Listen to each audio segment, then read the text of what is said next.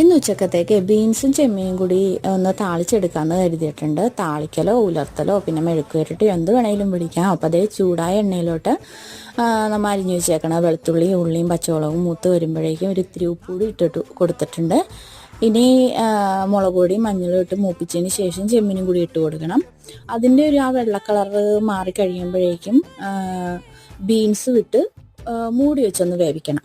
അപ്പോൾ അത് പച്ചക്കറിയൊക്കെ ഇങ്ങനെ ഉലർത്തിയെടുക്കുമ്പോഴേക്കും ചെമ്മീനിട്ട് ഉലർത്തിയെടുക്കുമ്പോഴേക്കും ഇത്രയും വെള്ളം ഒന്നും ഒഴിക്കേണ്ട. ഈ ചെമ്മീനിൽ നിന്ന് വന്ന വെള്ളം തന്നെ മതിയാവും നമ്മൾ പച്ചക്കറിയൊക്കെ വേകാനായിട്ട്.